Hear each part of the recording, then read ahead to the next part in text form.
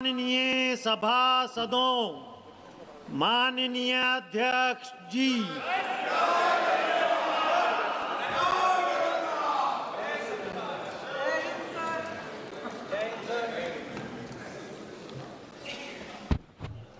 माननीय प्रधानमंत्री नरेंद्र मोदी जी।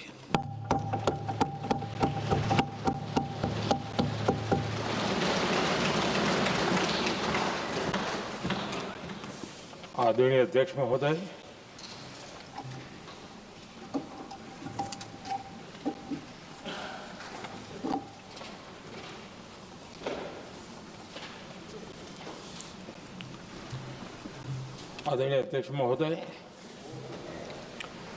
मैं इस सम्मानित सदन में पश्चिम एशिया में चल रहे संघर्ष और इसकी वजह से भारत के सामने आई चुनौतियों पर बात रखने के लिए उपस्थित हुआ हूं। इस समय पश्चिमी एशिया की हालत चिंताजनक है। बीते 2-3 हफ्तों में जयशंकर जी ने और हरदीप पुरी जी ने इस विषय पर सदन को जरूरी जानकारी दी है। अब इस संकट को 3 सप्ताह से ज्यादा हो रहा है। इसका पूरे विश्व की अर्थव्यवस्था पर, लोगों के जीवन पर बहुत ही विपरीत असर हो रहा है। इसलिए पूरी दुनिया इस संकट के जल्द से जल्द समाधान के लिए सभी पक्षों से आग्रह भी कर रही है। अध्यक्ष महोदय, भारत के सामने भी इस युद्ध ने अप्रत्याशित चुनौतियां खड़ी कर दी हैं। ये चुनौतियां आर्थिक भी हैं, नेशनल सिक्योरिटी से जुड़ी भी हैं और मानवीय भी हैं। युद्धरत और युद्ध से प्रभावित देशों के साथ भारत के व्यापक व्यापारिक रिश्ते हैं। जिस क्षेत्र में युद्ध हो रहा है वो दुनिया के दूसरे देशों के साथ हमारे व्यापार का भी एक महत्वपूर्ण रास्ता है। विशेष रूप से कच्चे तेल और गैस की हमारी जरूरतों का एक बड़ा हिस्सा यही क्षेत्र पूरा करता है। हमारे लिए ये रीजन एक और कारण से भी अहम है। लगभग 1 करोड़ भारतीय खाड़ी देशों में रहते हैं और वहां काम करते हैं। वहां समंदर में जो कमर्शियल शिप चलते हैं उनमें भारतीय क्रू मेंबर्स की संख्या भी बहुत अधिक है। ऐसे अलग अलग कारणों के चलते भारत की चिंताएं स्वाभाविक रूप से अधिक है। इसलिए ये आवश्यक है कि भारत की संसद से इस संकट को लेकर एक मत और एकजुट आवाज दुनिया में जाए।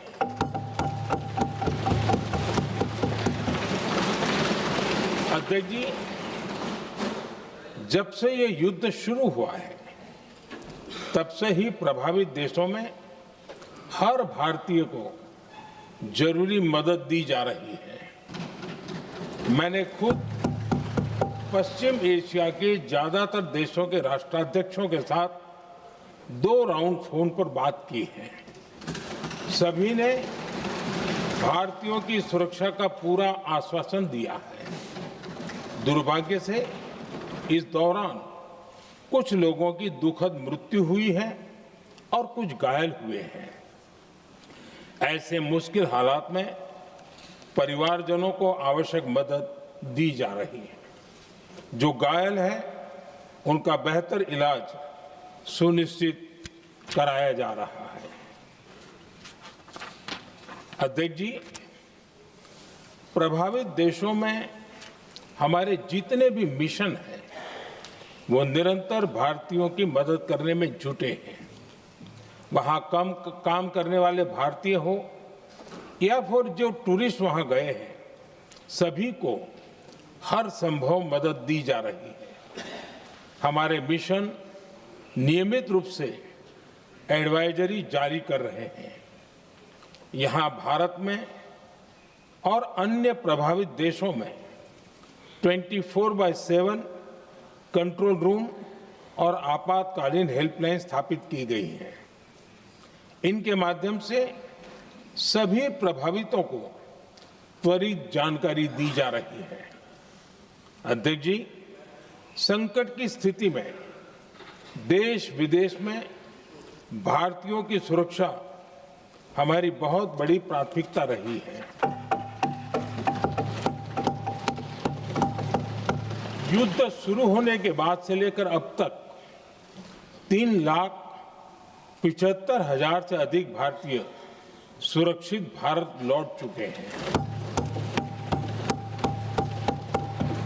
ईरान से ही अभी तक लगभग 1,000 भारतीय सुरक्षित वापस लौटे हैं। इनमें 700 से अधिक मेडिकल की पढ़ाई करने वाले युवा हैं।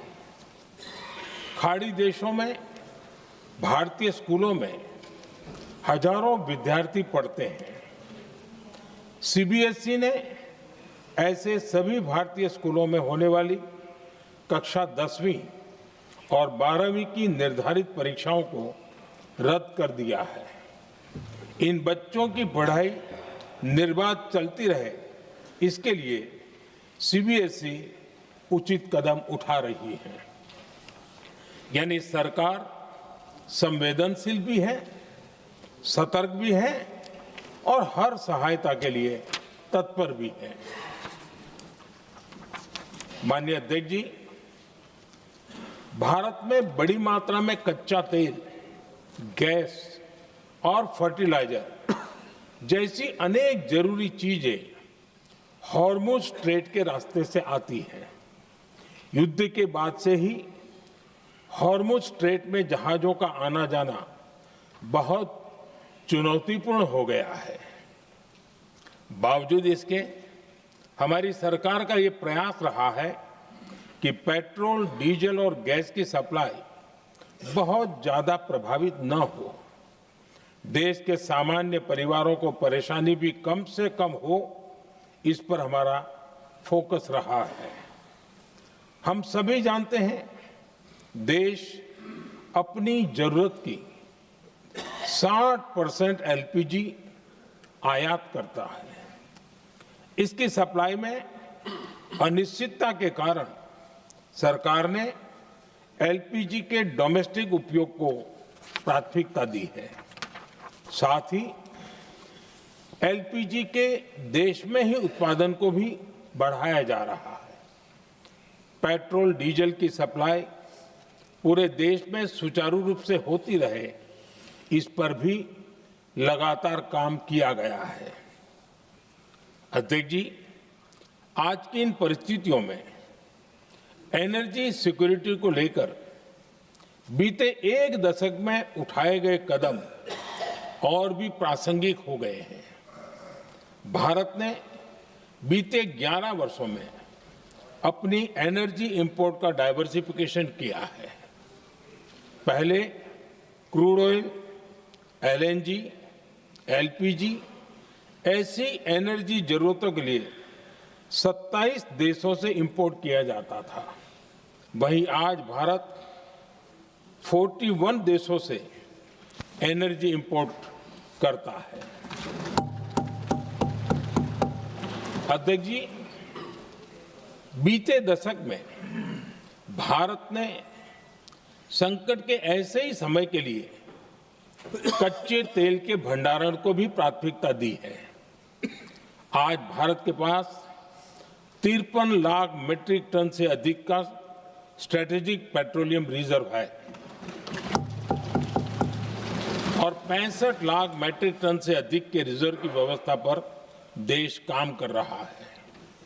हमारी तेल कंपनियों के पास जो रिजर्व रहता है वो अलग है। बीते 11 वर्षों में हमारी रिफाइनिंग कैपेसिटी में भी उल्लेखनीय वृद्धि हुई है। अध्यक्ष जी, सरकार अलग अलग देशों के सप्लायर्स के साथ भी लगातार संपर्क में है। प्रयास ये है कि जहां से संभव हो वहां से तेल और गैस की सप्लाई होती रहे। भारत सरकार गल्फ और आसपास के शिपिंग रूट्स पर निरंतर नजर बनाए हुए है। हमारा प्रयास है कि तेल हो, गैस हो, फर्टिलाइजर हो, ऐसे हर जरूरी सामान से जुड़े जहाज भारत तक सुरक्षित पहुंचे। हम अपने सभी वैश्विक सहयोगियों के साथ निरंतर संवाद कर रहे हैं ताकि हमारे मैरीटाइम कॉरिडोर सुरक्षित रहे। ऐसे प्रयासों के कारण बीते दिनों हॉर्मुज स्ट्रेट में फंसे हमारे कई जहाज भारत आए भी हैं। अध्यक्ष जी, संकट के इस समय में देश की एक और तैयारी भी बहुत काम आ रही है। पिछले 10-11 साल में इथेनॉल के उत्पादन और उसकी ब्लेंडिंग पर अभूतपूर्व काम हुआ है। एक दशक पहले तक देश में सिर्फ 1-1.5% इथेनॉल ब्लेंडिंग कैपेसिटी थी। आज हम पेट्रोल में 20% इथेनॉल ब्लेंडिंग के करीब पहुंच रहे हैं। इसके कारण प्रति वर्ष करीब 4.5 करोड़ बैरल कम ऑयल इंपोर्ट करना पड़ रहा है। ऐसे ही रेलवे के बिजलीकरण से भी बहुत बड़ा फायदा हो रहा है। अगर रेलवे का इतना बिजलीकरण न होता तो हर साल करीब 180 करोड़ लीटर डीजल अतिरिक्त लगता। ऐसे ही हमने मेट्रो का नेटवर्क बढ़ाया है। 2014 में जहां देश में मेट्रो नेटवर्क 250 किलोमीटर से भी कम था, आज ये बढ़कर करीब 1100 किलोमीटर हो गया है। हमने इलेक्ट्रिक मोबिलिटी पर बहुत अधिक बल दिया। केंद्र सरकार ने राज्यों को 15,000 इलेक्ट्रिक बसें चलाने के लिए दी हैं। आज जिस स्केल पर वैकल्पिक ईंधन पर काम हो रहा है, उससे भारत का भविष्य और सुरक्षित होगा।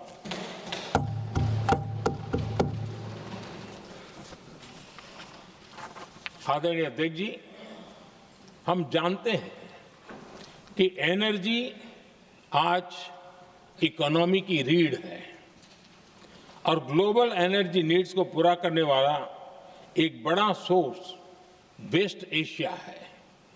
स्वाभाविक है कि दुनिया भर की अर्थव्यवस्था वर्तमान संकट से प्रभावित हो रही है और भारत पर इसका कम से कम दुष्प्रभाव हो, इसके लिए निरंतर प्रयास किए जा रहे हैं।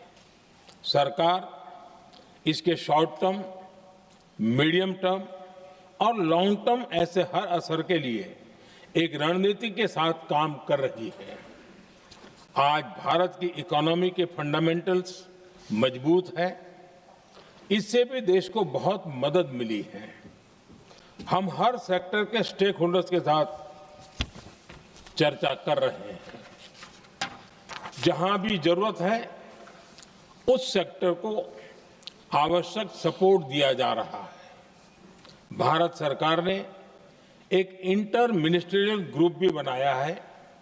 ये ग्रुप हर रोज मिलता है और हमारे इंपोर्ट एक्सपोर्ट में आने वाली हर दिक्कत का आकलन करता है और ये ग्रुप आवश्यक समाधान पर भी निरंतर काम करता है। मुझे पूरा भरोसा है कि सरकार और इंडस्ट्री के साझा प्रयासों से हम परिस्थितियों का बेहतर सामना कर पाएंगे।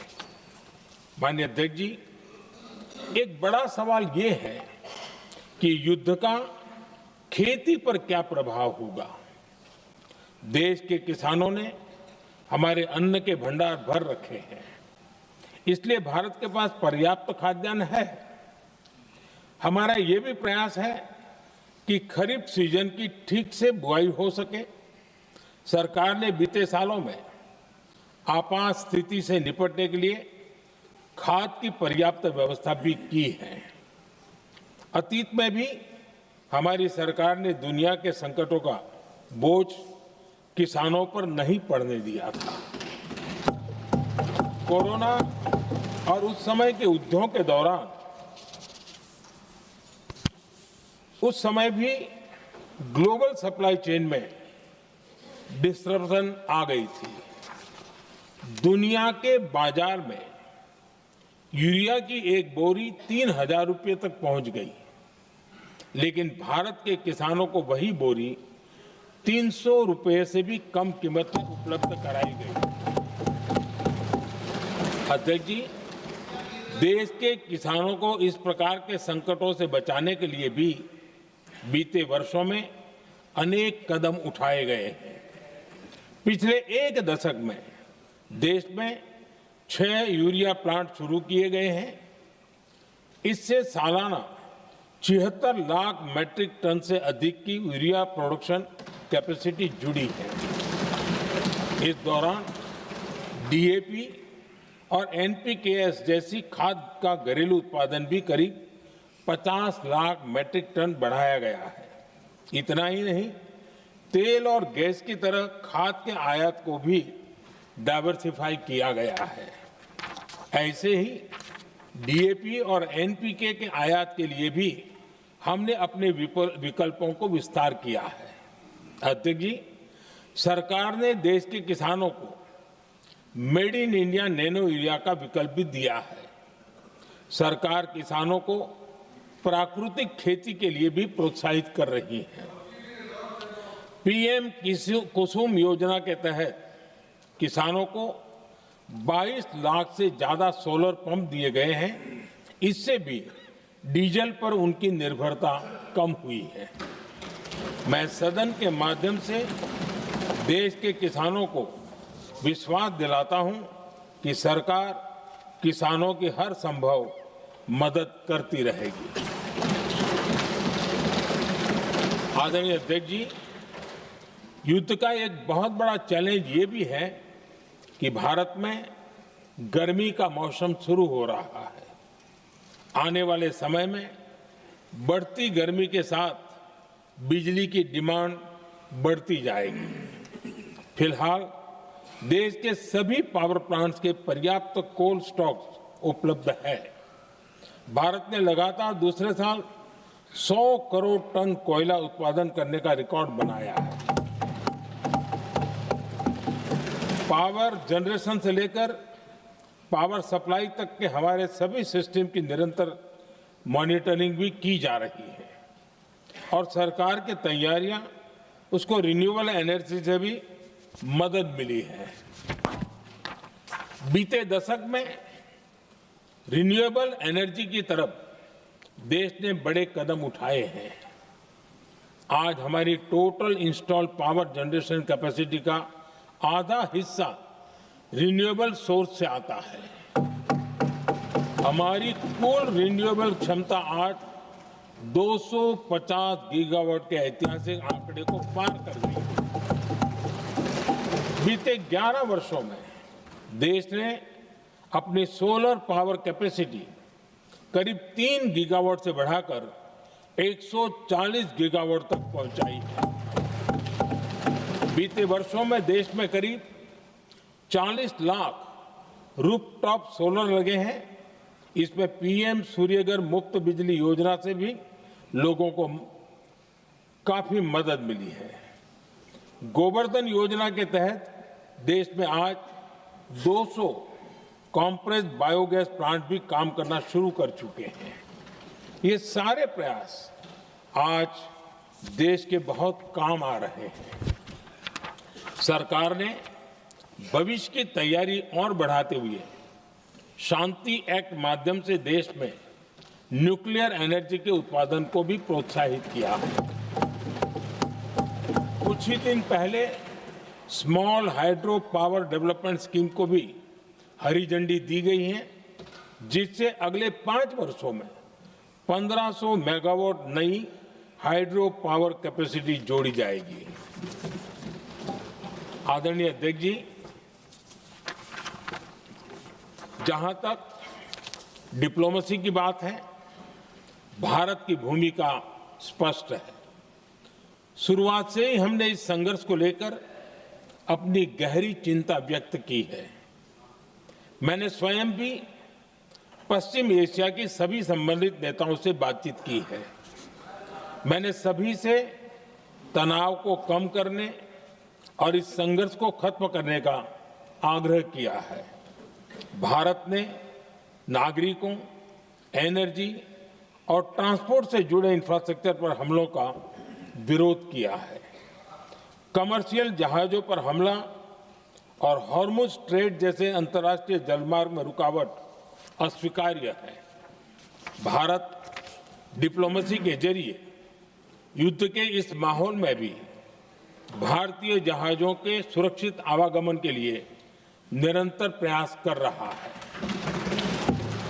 अध्यक्ष महोदय, भारत हमेशा से ही मानवता के हित में और शांति के पक्ष में अपनी आवाज उठाता रहा है। मैं फिर कहूंगा कि बातचीत और कूटनीति ही इस समस्या का समाधान है। हमारे हर प्रयास तनाव को कम करने, इस संघर्ष को समाप्त करने के लिए है। इस युद्ध में किसी के भी जीवन पर संकट मानवता के हित में नहीं है।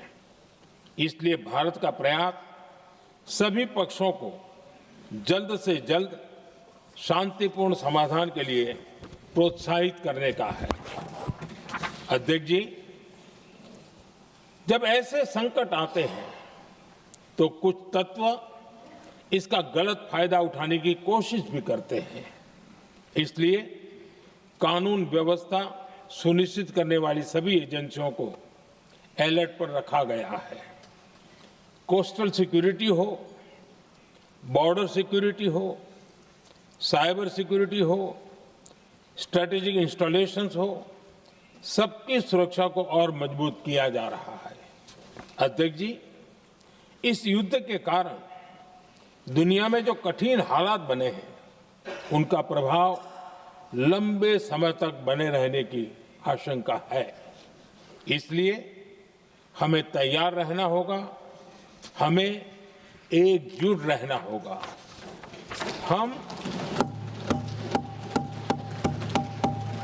हम कोरोना के समय भी एकजुटता से ऐसी चुनौतियों का सामना कर चुके हैं। अब हमें फिर से उसी तरह तैयार रहने की आवश्यकता है। धीरज के साथ, संयम के साथ, शांत मन से हमें हर चुनौती का मुकाबला करना है और यही हमारी पहचान है, यही हमारी ताकत है। और हां, हमें बहुत सावधान और सतर्क भी रहना है। हालात का फायदा उठाने वाले झूठ फैलाने का प्रयास करेंगे, ऐसे लोगों की कोशिशों को सफल नहीं होने देना है। मैं देश की सभी राज्य सरकारों से भी इस सदन के माध्यम से आग्रह करूंगा, ऐसे समय में कालाबाजारी करने वाले, जमाखोरी करने वाले एक्टिव हो जाते हैं। इसके लिए कड़ी मॉनिटरिंग जरूरी है। जहां से भी ऐसी शिकायतें आती हैं, वहां त्वरित कार्रवाई होनी चाहिए। देश की हर सरकार और देश का हर नागरिक जब मिलकर चलेंगे तो हम हर चुनौती को चुनौती दे सकते हैं। इसी आग्रह के साथ मैं अपना वक्तव्य समाप्त करता हूं। बहुत बहुत धन्यवाद। माननीय सदस्यगण, जिन्हें आज अपना नियम 377 के अधीन मामले उठाने हैं, वो व्यक्तिगत रूप से सभा पटल पर अपना प्रस्तुत पटल पर रख सकते हैं।